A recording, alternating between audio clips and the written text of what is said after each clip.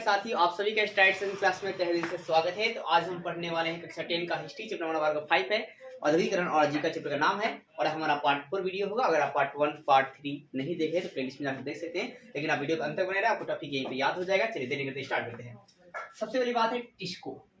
टिस्को मतलब है क्या? Tata iron steel company. दोस्तों Tata iron steel company, TISCO क्या है? Tata iron steel company. और आपको पता है टाटा जो है हमारे देश के लिए बहुत मतलब एक अच्छी कंपनी है और मतलब लोहा की इस्पात की कंपनी है, लो स्टील कंपनी है सब। तो इसके बारे में आपको जानना है। तो इसकी स्थापना जो है कौन किए? तो जमशेदजी टाटा किए थे। तो टाटा कंपनी की जो स्थापना है, टिस्को की जो स्थापना है वो कौन किए थे? जमशेदजी टाटा किए थे। कब किए थे? 1907 में किए थे। कब किए थे? 1907 में किए थे। और उसके बाद आपका 1910 में 3 साल बाद क्या हो, उन्होंने इलेक्ट्रिक का आपका हाइड्रोलिक इलेक्ट्रिक पावर की स्थापना की। क्या की? हाइड्रोलिक इलेक्ट्रिक पावर की स्थापना की। तो टाटा टिस्को की स्थापना कभी 1907 में, फिर जमशेदजी टाटा ही किए थे। और आपका 3 साल बाद 1910 में क्या किए? हाइड्रोलिक इलेक्ट्रिक पावर की स्थापना की। दो प्रश्न आप याद रख लीजिएगा। टिस्को का पहला पुत्र रखेंगे टाटा आयरन स्टील कंपनी। इसकी स्थापना 1907 में जमशेदजी टाटा जी करते हैं। और आपका है क्या? ये बहुत अच्छे मतलब अपने सूझबूझ के साथ कंपनी को लगाते हैं। और फिर 1910 में हाइड्रोलिक इलेक्ट्रिक पावर की स्थापना करते हैं। ये दोनों ही आपके MVVI है, ऑब्जेक्टिव के रूप में। बिहार बोर्ड एग्जाम के बहुत ज्यादा जरूरी सवाल है। फिर आपका है क्या? इस्पात कारखाना जो है खोलने की सहमति किससे लिए थे? तो रूस, पश्चिमी जर्मनी और ब्रिटेन के समझौते के आधार पर लिए थे। तो इस्पात कारखाना खोलने की जो सहमति है वो किससे लिए थे? रूस, पश्चिमी जर्मनी और ब्रिटेन से लिए थे। अब ये कब लिए थे भाई साहब? 1955 में। कब? 1955 में। फिर इस अभी तक भारत में कितनी स्टील प्लांट है? 7 स्टील या इस्पात जो है प्लांट है। तो अब देखिए भाई साहब, एनसीईआरटी की बीटीसी किताब के अकॉर्डिंग कितने हैं दोस्तों?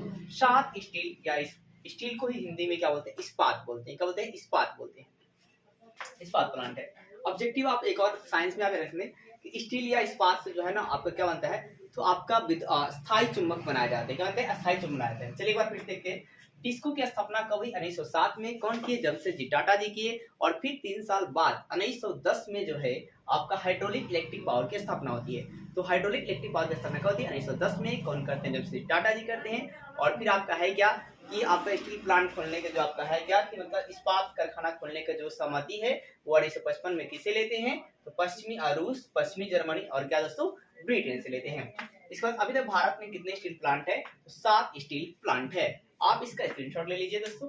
अब देखते हैं हम लोग ये 7 स्टील प्लांट कौन कौन है। तो सबसे पहले देखिए स्टील प्लांट होते कैसे हैं। तो ये आपके स्टील प्लांट आपको दिखाई दे रहा है इमेज में। अब जानते हैं ये 7 स्टील प्लांट के बारे में। तो 7 स्टील प्लांट, पहला स्टील प्लांट देखिए क्या है? Indian iron and steel company. क्या नाम है? Indian iron and steel company.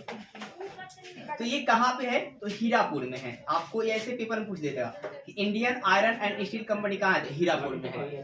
दूसरी बात, Tata iron and steel company, ये कहाँ है? जमशेदपुर में है। Tata iron and steel company, Tata iron and steel company कहाँ है जी? जमशेदपुर है। मतलब इनके नाम से याद कर लीजिए। टाटा आयरन कहाँ है भाई? जमशेदपुर में। फिर आपका है क्या? Visvesvaraya iron and steel company, ये क्या है? भद्रावती। भद्रावती का भाई? कर्नाटक में। राउरकेला स्टील प्लांट कहाँ है? तो राउरकेला में है। राउरकेला स्टील प्लांट कहाँ है? राउरकेला ऐसे याद कर लीजिए। इंडियन आयरन स्टील कंपनी का हीरापुर, ये इंपोर्टेंट है आपका। भिलाई स्टील प्लांट कहाँ है? भिलाई में है। भिलाई स्टील प्लांट भिलाई में है, नाम तो याद हो जाएगा। दुर्गापुर स्टील प्लांट दुर्गापुर में ही है। बोकारो स्टील प्लांट बोकारो में ही है। बोकारो स्टील प्लांट का है? बोकारो में है। ये तीनों आपको क्या याद ही नहीं करने। भिलाई स्टील प्लांट यार, भिलाई, दुर्गापुर और बोकारो। भिलाई, दुर्गापुर और बोकारो। भिलाई, दुर्गापुर, बोकारो तीनों याद कर लीजिए। भिलाई, दुर्गापुर और बोकारो का। तो भिलाई में है, दुर्गापुर में है और बोकारो क्या है दोस्तों? बोकारो में ही स्टील प्लांट है। इसके अलावा ये आप ये वाला भी राउरकेला, तो राउरकेला में है, ये भी आपको याद रहेगा। याद क्या करना है दोस्तों? एक ही टाटा आयरन जो है ये है जमशेदपुर में। और इंडियन आयरन दोस्तों हीरापुर। इंडियन आयरन जो है हीरापुर, एक ही आपको याद करना है। इंडियन आयरन हीरापुर और टाटा आयरन भाई जमशेदपुर। और ये विश्वेश्वरैया आयरन क्या है? विश्वेश्वरैया आपका जो है भद्रावती या कर्नाटक में है। देखने वाले भारत में कोयला उद्योग का प्रारंभ कब होता है? तो 1814 में। कब होता है? 1814 में। भारत में कोयला उद्योग का जो प्रारंभ होता है कब होती है? 1814 में होता है। और इस समय जब कोयला उद्योग प्रारंभ करते हैं तो इस समय दोस्तों बिहार, उड़ीसा और आपका जो बंगाल है, पश्चिम बंगाल है, ये तीनों क्या है एक ही में ही था। बिहार, उड़ीसा, बंगाल ये तीनों क्या था, एक ही में था। तो उस समय आपका कोयला का जो प्रारंभ है वो कहाँ होता है, रानीगंज। और ये रानीगंज उस समय कहाँ पड़ता है, तो पश्चिम बंगाल में। किसमें, पश्चिम बंगाल। लेकिन वर्तमान समय में मैं बात करूं कि रानीगंज इलाका कहाँ पड़ेगा, तो आपका वर्तमान समय में जो इलाका है ये आपका बिहार के आप बोल सकते हैं, मतलब दोस्तों है क्या, मतलब झारखंड के आप बोल सकते हैं दोस्तों, अररिया जिला में। कहा है, बिहार के अररिया जिला में। कहा है, बिहार के अररिया जिला में। तो ये रानीगंज कहाँ है दोस्तों, बिहार के कहा है, अररिया जिला में। इसलिए तत्कालिक केंद्र कोयला का, भारत में कोयला का जो तत्कालिक केंद्र बनाया गया, कहाँ, किसको बनाया गया, बिहार को बनाया गया। किसको बनाया गया, बिहार को बनाया गया। तो भारत में कोयले की प्रारंभ कब होती है, 1814 में होती है। कहाँ होती, कहाँ से मतलब इसका स्टार्ट होता है, तो रानीगंज वेस्ट बंगाल से। लेकिन इसका तत्कालिक केंद्र किसे बनाते हैं, तो बिहार को। किसको बनाते हैं, बिहार को। रानीगंज आपको कहा यार ना, बिहार के अररिया जिला में। कहा है, बिहार के, वर्तमान समय में ये कहा है, बिहार के अररिया जिला में है। अररिया जिला, अररिया जिला में। आप फिर याद रखेंगे दोस्तों कि आपका ये जो कोयला का उत्पादन है 1868 में कितना था, 5 लाख टन था। 1868 में कोयला का उत्पादन कितना, 5 लाख टन था। और 1950 में कितना हुआ, तो 3.33 करोड़ टन हो गया। मतलब 3 करोड़ 23 लाख टन जो है कोयला का उत्पादन होने लगा। तो 1868 में कितना था, 5 लाख, और 1950 में क्या हुआ, बढ़ गया उत्पादन। कितना हो गया, 3 करोड़ 23 लाख टन जो है उत्पादन होने लगा। तो आपने क्या देखा कि भारत में कोयला का जो प्रारंभ है कब होता है, 1814 में होती है। कहां से शुरुआत होती है दोस्तों, रानीगंज, पश्चिम बंगाल।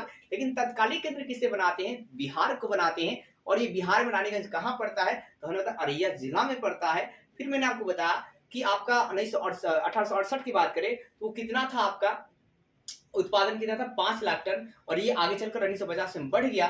कितना हो गया आपका देश आजाद होने के बाद, तो कितना हो गया दोस्तों, 3 करोड़ कितना हो गया, 23 लाख टन हो गया। फिर 1916 में सरकार ने औद्योगिक आयोग नियुक्त किए। तो पूछ लिया जाएगा आपसे कि सरकार ने औद्योगिक आयोग नियुक्ति कब की, औद्योगिक आयोग मतलब आयोग कब बनाया, तो 1916 में। कब बनाया, 1916 में बनाया। कब बनाया, 1916। अब है कि उद्योगों पर सरकार क्या करी, अनेकों प्रकार के नियम कानून जो है लगाएगी कि व्यापार आप कैसे करेंगे।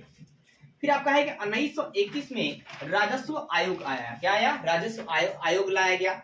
तो राजस्व आयोग जो है कब लाया गया, 1921 में। अब यहाँ पे गवर्नमेंट क्या करेगी, राजस्व मतलब टैक्स लेगी। मतलब जो भी कंपनी आएगी उन कंपनियों से क्या करेगा, सरकार क्या करेगा, टैक्स लेगा। और वो अपने टैक्स अपने मुताबिक लगाएगी।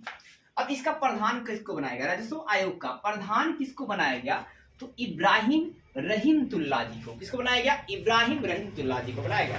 तो आपसे पूछा गया राजस्व आयोग कब आया भाई साहब, 1921 में। राजस्व आयोग कब लाया गया सरकार ने, 1921 में लाई। और इसका प्रधान किसको बनाई, तो इब्राहिम रहीमतुल्लाह को। किसको बनाया, इब्राहिम रहीमतुल्लाह को बनाया।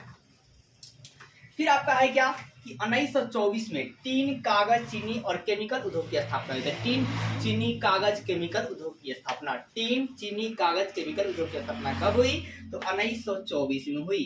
कब हुई, 1924 में हुई। फिर 1930 में, 1930 में सीमेंट और सीसा उद्योग का क्या हुआ, स्थापना हुआ।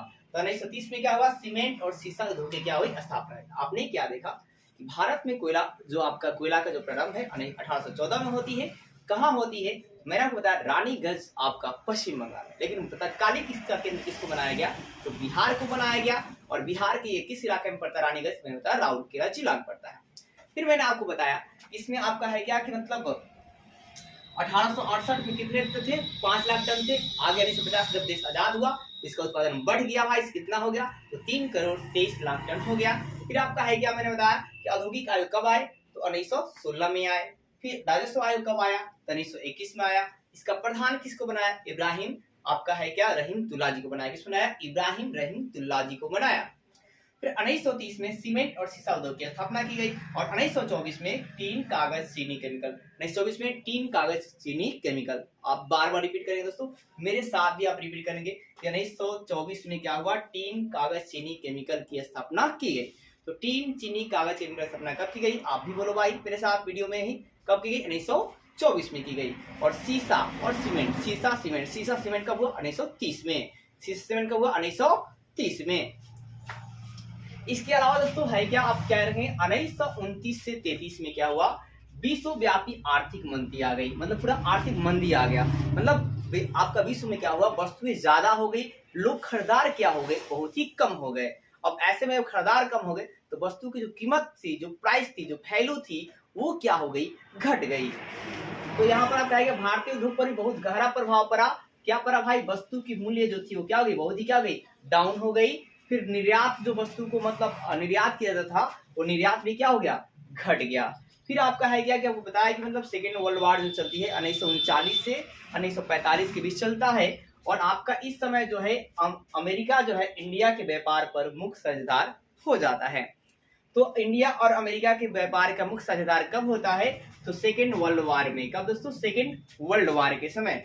इसके बाद भारत में उपयोगी सामान जो है, भारत जो है अमेरिका को उपयोगी, भारत जो है अमेरिका को उपयोगी सामान का देने लगा है, मतलब ये भी आपका निर्यात है वस्तु को करना है। और इस तरह भारत की स्थिति जो है थोड़ा सही होने लगती है। उम्मीद करता हूं दोस्तों कि आपने ऐसा समझे। तो विश्वव्यापी आर्थिक मंदी क्या थी, हमने बताया कि जब है क्या कि हमारे विश्व बाजार में क्या हुआ, बहुत ज्यादा वस्तुएं बहुत ज्यादा हो गई थी, खरीदार बहुत कम हो गए थे, तो उसे विश्वव्यापी आर्थिक मंदी कहा जाता है। इसका टाइम पीरियड ज्यादातर मुख्य रूप से 1929 को माना जाता है और खत्म जो है 1933 तक चलती है। और इसमें भारत पर भी बहुत ज्यादा बुरा प्रभाव पड़ा था। इसमें लोगों को रोजगार कम हो गए थे, वस्तु की कीमत बहुत घट गई थी, ठीक है। और फिर आपका निर्यात भी बहुत कम हो रहा था, सामान बिक नहीं रहा था, अनेकों प्रकार की बातें आप लिख सकते हैं।